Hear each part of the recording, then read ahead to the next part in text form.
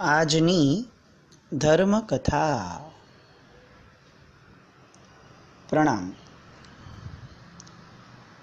ધર્મકથા અંતર્ગત આપણે ગઈકાલ સુધી પૂજ્ય બુદ્ધિસાગર સુરેશ્વરજી મહારાજાનું ચરિત્ર જોયું અને પૂજ્ય શાસન સમ્રાટ નેમિ સુરેશ્વરજી મહારાજાના ચરિત્રની શરૂઆત કરી. એક બે વાતો જે પૂજ્ય બુદ્ધિસાગરજી મહારાજના ચરિત્રની અંદર આપણાથી લેવાઈ નથી પણ અત્યંત મહત્ત્વની લાગે છે, એનો ઉલ્લેખ લઈએ. એક તો પૂજ્ય બુદ્ધિસાગરજી મહારાજને જ્યારે એમનો ભક્તવર્ગ એમની પાસે ઘણી બધી રીતે આવવાનો બેસવાનો વગેરે પ્રયત્ન કરતા અને એકાંત પ્રાપ્ત ન થતું, તો એવા સમયે બુદ્ધિસાગરજી મહારાજ કૂવો ખોદ્યો હોય કે જેની અંદર પાણી ના હોય એવા કૂવાની અંદર વયા જતા અને ત્યાં બેસીને નવા ગ્રંથોની રચના કરતા. અદ્ભુત લાક્ષણિકતા લાગે આપણને એવું આ એકાંત પ્રિયતાનું એમનું પોતાનું વર્તન. એમણે એક પુસ્તક લખ્યું હતું જેમાં યોગ સાધના વિશેની એવી બધી વાતો કરી હતી. ઔચિત્યપૂર્વકનું જીવન કેવું હોય, અધ્યાત્મ કેવું હોય, કુંડલીની જાગૃત થાય એ સમયની પરિસ્થિતિ કેવી હોય, એ દિશા તરફ જવાનો માર્ગ કેવો હોય અને પરમાત્મા પ્રણિત અધ્યાત્મ એટલે કે નિશ્ચયનો માર્ગ એ યોગ દ્વારા કઈ રીતે પ્રાપ્ત થાય, આ બધી બાબતો ઉપર સાહેબની ગજબની માસ્ટરી હતી, કારણ કે આ બધું એમના અનુભૂતિમાંથી નીકળતું. આવા જ એમના એક પુસ્તકને વાંચી અને એ સમયે લોકમાન્ય તિલકે એવી કમેન્ટ કરી હતી કે જો મને આ પુસ્તક પહેલાં મળ્યું હોત તો કદાચ ભગવદ્ ગીતા ઉપર મેં જે ટીકા લખવાનો પ્રયત્ન કર્યો હતો એ ભગવદ્ ગીતાની ટીકાની પણ કદાચ કોઈ જરૂર ન હોત. આવી અનેક વાતો પૂજ્ય બુદ્ધિસાગરજી મહારાજની. એટલું ચોક્કસપણે કહી શકાય કે સંશોધન બહુ જ જરૂરી લાગે છે કે આપણા લોકો આગળ આવે, કારણ કે રાજકારણથી માંડીને બીજી કેટલીય વસ્તુઓ, કેટલીય ઘટનાઓ, સ્વાતંત્ર્ય સંગ્રામથી માંડીને એની પહેલાંની પૂર્વ ભૂમિકાઓ કે જેમાં જૈનો સખત એક્ટિવ હતા અને તેમ છતાં ક્યાંય આપણું નામ નથી. ભણવામાં આપણા જ બાળકોને કંઈક ભલતું ભણાવવામાં આવે. પૂછો કે કન્યાઓને ભણાવવાની શરૂઆત કોણે કરી, તો આજનો બાળક બહુ જ નિશ્ચિંતપણે કહી દેશે કે સાવિત્રી ફૂલે અથવા મહાત્મા ફૂલે. કેમ 100 વર્ષ પહેલાં બુદ્ધિસાગરજી મહારાજાએ કન્યા શાળા શરૂ કરી હતી, તો એ આદ્યપ્રણેતા એનું નામ કેમ નહીં? આપણા બાળકોના ગૌરવમાં પણ નહીં. આવી કેટલીય વાતો. લાલ બાલ પાલ, એમાંથી લાલા લજપત રાય કે જે સ્વાતંત્ર્ય સંગ્રામના મૂળમાં હતા, એ જન્મે જૈન હતા. આવી કેટલીય વાતો. આ ઉજાગર નહીં કરીએ તો એ આપણી માટે ક્રાઇમ હશે, આપણી આવતી પેઢી માટેનો. કારણ કે આપણે સમહાવ એ લોકોને એવી જ ઇમ્પ્રેશન આપીએ છીએ કે આપણે કંઈ કર્યું જ નથી પૂર્વમાં. જે પણ કર્યું છે એ બીજા બધા લોકોએ જ કર્યું છે અને બીજા બધા લોકો એ આપણા સુધી આવો દેશ લાવીને આપણને મૂક્યો.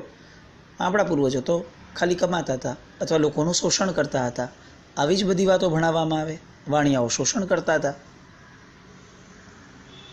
એટલે બીજા બધાને બ્લેમ આપવા કરતાં મુખ્યતયા એક કન્સ્ટ્રક્ટિવ માર્ગ કે જેમાં આપણી શુભતા જે અને જેટલી હતી કોઈ એક્સેસ એલોબરેટ કરીને મૂકવાની વાત નથી, હાઈપ ઊભો કરવાની, પણ જે જેટલી હતી એને એટલા અંશે આપણા બાળકોની શીખવણીમાં, પાઠશાળા વગેરેઓમાં મૂકવું બહુ જ જરૂરી લાગે છે. આપણે હવે મૂળ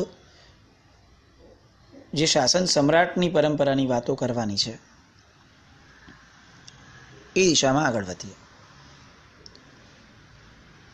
જેમ બુદ્ધિસાગરજી મહારાજના ચરિત્રની પહેલાં આપણે એમના કેટલાક પૂર્વજો અને કેટલીક પૂર્વ ભૂમિકાઓ એને સમજી તો આપણને ખ્યાલ આવ્યો કે બુદ્ધિસાગરજી મહારાજ આટલા જબરદસ્ત કઈ રીતે થયા. એવી રીતે શાસન સમ્રાટની વાતો, એ આવા સિંહ જેવા કઈ રીતે થયા, એની પાછળ એક બેકગ્રાઉન્ડ છે. જે બેકગ્રાઉન્ડની અંદર કેટલાક મહાત્માઓ અને કેટલીક પરિસ્થિતિઓ, એને સમજવી બહુ જરૂરી છે.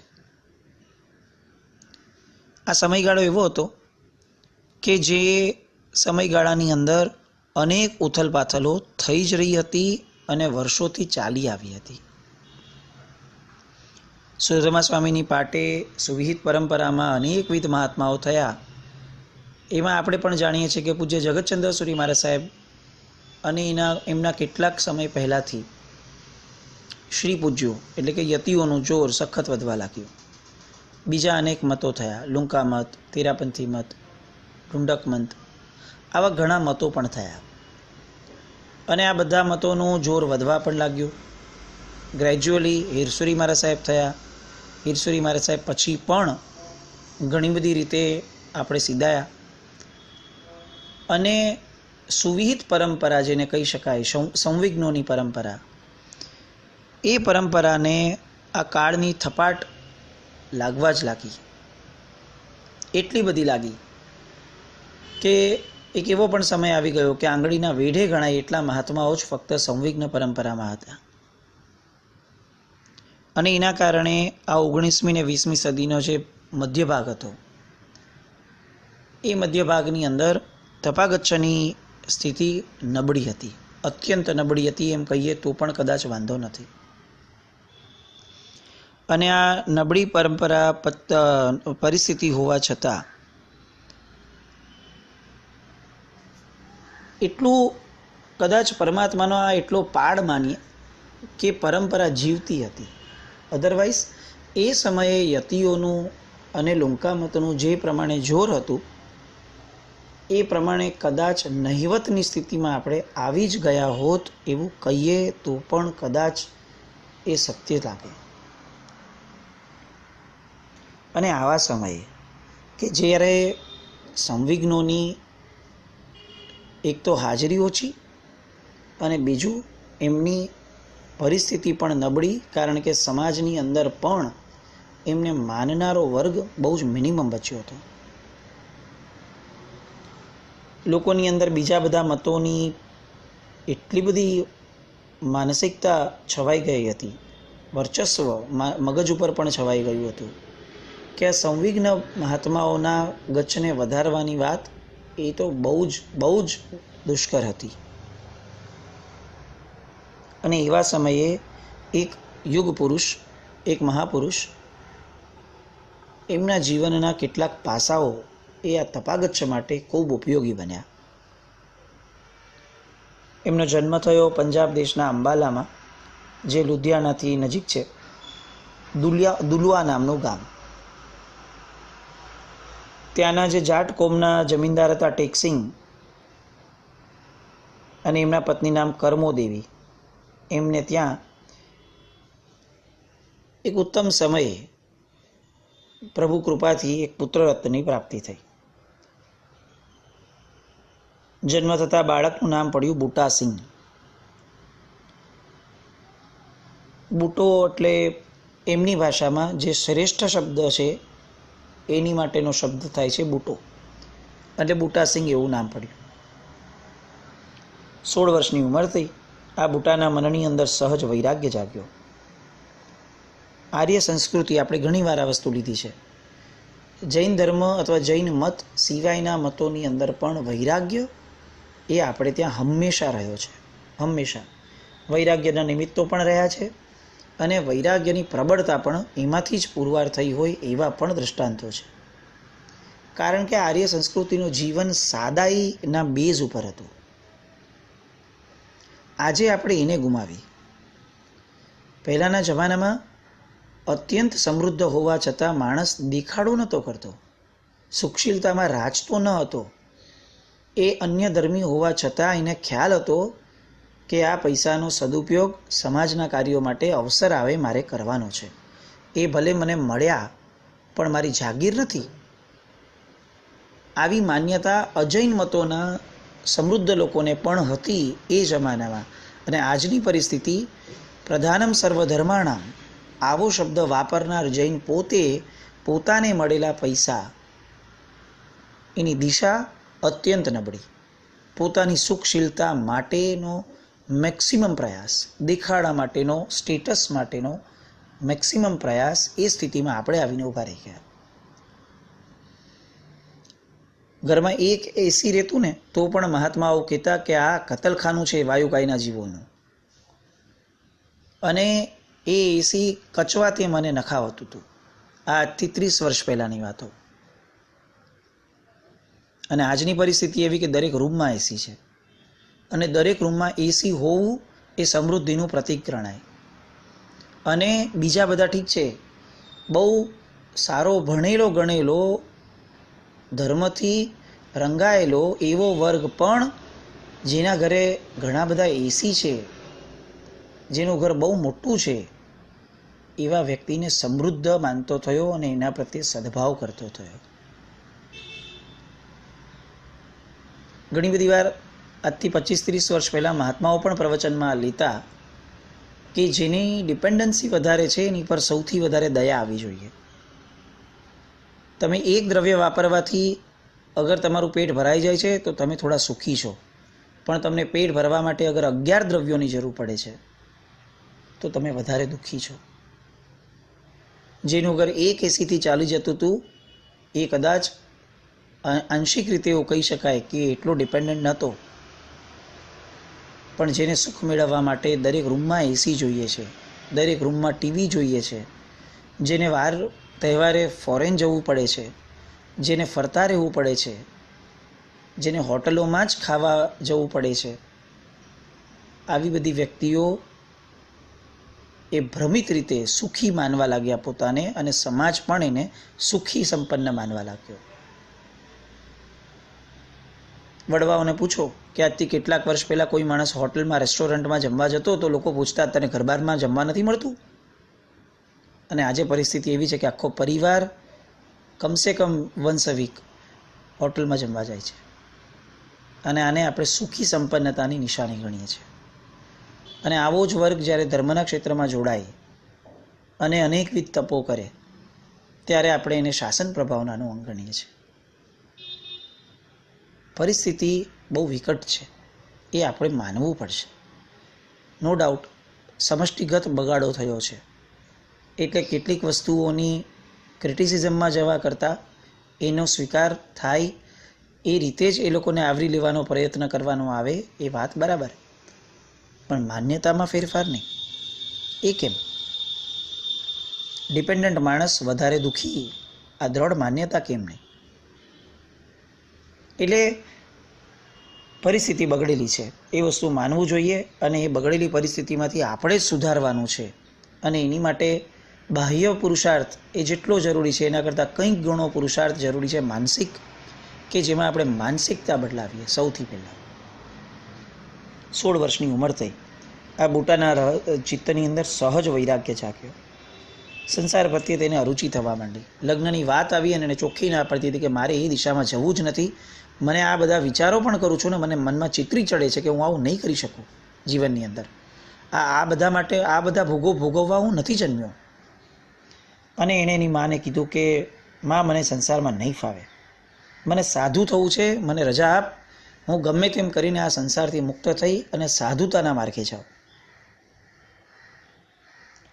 એટલે માતાને મોહ નડ્યો ચોક્કસપણે, પણ તેમ છતાં એમણે સંતો પાસે જવા માટે રજા આપી. આ બુટો જ્યારે જન્મ્યો હતો ત્યારે કેટલાક સંતોએ એના લેખ લખ્યા, ત્યારે કેટલાક શબ્દો બોલ્યા હતા જે એની માતાને યાદ હતા. શબ્દો એ હતા કે દીકરો થશે ખરો, પણ તે મોટો સાધુ થશે અને ઘરમાં તો નહીં જ ઠરે. અને આ શબ્દો માતાને યાદ આવતા પોતાનો મોહ ગમે તેટલો નડતો હોવા છતાં એમણે દીકરાને રજા આપીને કહ્યું કે કામ કર બેટા, પહેલાં તું કોઈ સારા સદગુરુને શોધી લે. ભેખ લેવો જ હોય તો ગમે તેવા પાસે નહીં લેતો, કોઈ લાયક અને ખરા ત્યાગી પાસે જજે, અને આવા ત્યાગીની શોધ કરીને પાછો આવ એટલે હું તને પછી સાધુ થવા દઈશ. આ માતાની શીખ. એટલે એણે ગુરુદ્વારામાં સત્સંગ કર્યા, શીખ ધર્મનો અભ્યાસ કર્યો. બાળપણથી ધર્મના રંગ તો હતા ઘરમાં, એટલે ગુરુ ગ્રંથ સાહેબ વગેરે અનેક ગ્રંથો એમણે ભણ્યા. એ પછીથી બીજા પણ મત અને પંથના સંપ્રદાયના સાધુ સંતોનો પરિચય ચાલુ થયો. મહિનાઓ સુધી ઠેર ઠેર એકથી બીજી જગ્યાએ રખડ્યા સદગુરુ શોધવા માટે. પણ માએ જેવો વૈરાગ્ય અને ત્યાગ કીધો હતો, એવો વૈરાગ્ય અને ત્યાગ એને આ બધામાં ક્યાંય જોવા ના મળ્યો. એને એવું લાગ્યું કે મારે જે છોડવું છે ક્યાંક ને ક્યાંક આ લોકોએ એને પકડીને રાખ્યું છે, તો એ બધું કેવી રીતે ચાલે, હું અહીંયા સ્થિર કેવી રીતે થઈશ. અને એમ કરીને એ અલગ અલગ જગ્યાએ એકથી બીજી, બીજેથી ત્રીજે ફરવા જ લાગ્યા. ફરતા ફરતા જૈન મુનિ નાગર મલ્લજી સાથે એનો ભેટો થયો. એમની હારે કેટલાક દિવસ રહ્યા અને એમના તપ, ત્યાગ, જીવદયા, વૈરાગ્ય આ બધું એ જોયું અને એને એવું લાગ્યું કે ધીસ ઇઝ ધેટ. હું જેની માટે નીકળ્યો છું એ આ જ વૈરાગ્ય છે. અને પંજાબી કુળમાં જન્મેલો આ બાળક એ ઘરે પાછો આવ્યો અને પોતાની માતાને કીધું કે આ નાગર મલ્લજી જે છે એ મને બહુ યોગ્ય લાગે છે કે મારી આગળની દિશા, મારો વિકાસ, મને જે જોઈએ છે એ આમની પાસે છે. માતાને પણ યોગ્ય લાગ્યું અને માતાએ એમને રજા આપી અને એના કારણે સંવત 1888માં દિલ્હી ગયા, પંજાબથી ફરી પાછા, અને ત્યાં જઈ અને દીક્ષા ગ્રહણ કરી. ત્યારે તેમની ઉંમર 25 વર્ષની હતી. 16 વર્ષની ઉંમરે નીકળેલો આ બાળક 9 વર્ષ સુધી સ્ટ્રગલ કરે છે ગુરુ ગોતવા માટે, અને જેવા ગુરુ મળી જાય છે એવું તરત જ આ સંયમનું સ્થાન ગ્રહણ કરે છે. આ નાગર મલ્લજી એ સ્થાનક મતના હતા. એટલે હવે દીક્ષાની લીધા પછીથી એક બાજુ ત્યાગ શરૂ થયો તો બીજી બાજુ અભ્યાસ શરૂ થયો. સ્થાનકવાસી સંપ્રદાયની અંદર 32 આગમો પ્રચલિત છે, માન્ય છે. એટલે એ આગમોના તલસ્પર્શી અભ્યાસની અંદર પોતાની ગુરુ પરંપરાથી પોતાને જેટલું મળતું જાય એ પ્રમાણે બધું જ ભણવાનો જિજ્ઞાસાનો ભાવ એ આ મહાત્માની અંદર થવા લાગ્યો. અને તત્વ એટલું બધું ઝડપથી પકડી શકતા પૂર્વભવોના યોગો લઈને આવ્યા હશે આ યુગ પુરુષ, કે એટલા બધા ફાસ્ટ એમને બધા તત્વો પકડાવા લાગ્યા કે એમને એવું લાગ્યું કે આ તો થઈ ગયું, આ થઈ ગયું, ચાલો હવે. અને ક્યાંક ને ક્યાંક હવે ગુરુને ચિંતા થવા લાગી કે આને ભણાવીશ શું, ઓલમોસ્ટ મારા પેરિટીમાં આવી જાય એટલી હદ સુધી આ ફાસ્ટ થઈ રહ્યા છે. એ સમયની અને ઓવરઓલ સ્થાનક સંપ્રદાયની જે માન્યતા છે એ મુખ્યતયા 2 પાયા ઉપર બહુ જ વિશેષપણે ટકી હતી. નંબર 1, મૂર્તિ પૂજાનો સદંતર નિષેધ, અને નંબર 2, મોં ઉપર વસ્ત્ર બાંધવું, એટલે કે મોંપત્તી બાંધવી. અને એમને એવું ભણાવવામાં આવ્યું કે આ પરંપરા છેક મહાવીર સ્વામી ભગવાન વર્ધમાન સ્વામી હતા ત્યારથી આ પરંપરા ચાલતી આવી છે. એટલે કે આ મૂળ માર્ગ છે. વચ્ચે કેટલાક સમય માટે કેટલાક ગુરુ ભગવંતો આ મૂળ માર્ગથી વિચલિત થયા અને એ લોકોએ આ મૂળ માર્ગને હલાવી દીધો, જેના કારણે કેટલોક સમય આ ન રહ્યું. પછી પાછું આ લુંકા મત જ્યારે શરૂ થયો ત્યારથી ફરીથી આપણે બાંધતા થયા. તો આ આપણો મૂળ માર્ગ આપણે પકડીને રાખવાનો છે. એક બહુ સહજ વસ્તુ છે, સાચા ખોટાનો વાતની વાત અહીંયા નથી, પણ એક બહુ સહજ ઘટના છે કે કોઈ પણ મત પોતાની સ્થાપત્યતાને મૂળ સાથે જોડવાનો પ્રયત્ન અગર ન કરે, એ ડાળીઓ સાથે પોતાને જોડે, તો ચોક્કસપણે એ શ્રદ્ધાનું કેન્દ્ર એવું નથી જ બની શકતું. અને એટલે દરેક સંપ્રદાય, દરેક ધર્મ પોતાને મૂળ પરંપરા સાથે કનેક્ટ કરવાનો પ્રયત્ન કરે. એ પેલા ભક્ત અથવા દરેક વ્યક્તિની જવાબદારી છે કે એ પોતાની બુદ્ધિનો વ્યવસ્થિત ઉપયોગ કરે અને સમજવાનો પ્રયત્ન કરે કે હકીકત શું છે અને મને સમજાવવામાં શું આવી રહ્યું છે. આપણે ત્યાં પણ શ્રાવકોને વિચક્ષણ કીધા છે. એ શ્રદ્ધા સંપન્ન હોય, પણ એની શ્રદ્ધા સંપન્નતા એ આ વિચક્ષણતાની એરી ઉપરથી ચાલીને આવી હોય. એ ઈહા અપાઈને ધારણા આ બધા સ્ટેજમાંથી પસાર થયેલો હોય, એના મનમાં ઉહાપો ઊભો થયો હોય, એને પ્રશ્નો થયા જ હોય, એણે કસોટી કરી જ હોય અને પછી એની માન્યતા દ્રઢ થઈ હોય. કારણ કે શ્રદ્ધા એ આ બધા જ લેવલ પછી બિયોન્ડ ગયા પછી આવે છે. એ એવું ન માની શકે કે આ ભાઈ હવે ભગવાને કીધું એટલે સાચું હશે, મૂકો ને, મારે શું. આ શબ્દ કે આવી વિચારણા કે આવી માન્યતા પણ ન હોય.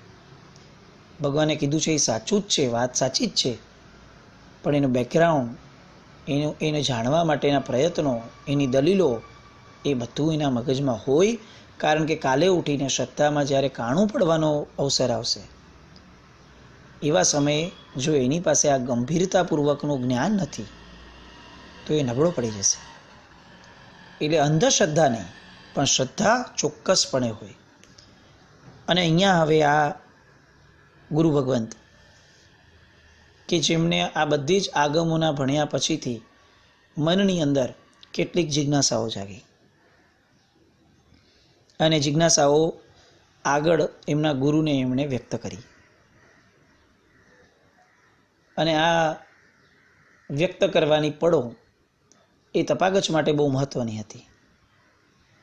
કઈ રીતે મહત્ત્વની હતી અને આ વ્યક્ત થતાં એમના ગુરુ તરફથી શું પ્રતિસાદ મળ્યો, એમણે પોતે શું કર્યું, અને આ કયા ગુરુ ભગવંત છે કે જેમને તપાગચના એ સમયના એક અત્યંત મહત્ત્વના પિલ્લર તરીકે ગણી અને આપણે એમની પરંપરાથી શરૂ કરીએ છીએ. એ બધી વાતો આવતીકાલે લઈએ. જીના જ્ઞાપતિ તો કંઈ પણ બોલાયું હોય તો મિચ્છામિ દુક્કડમ જૈનમ જયતિ શાસન.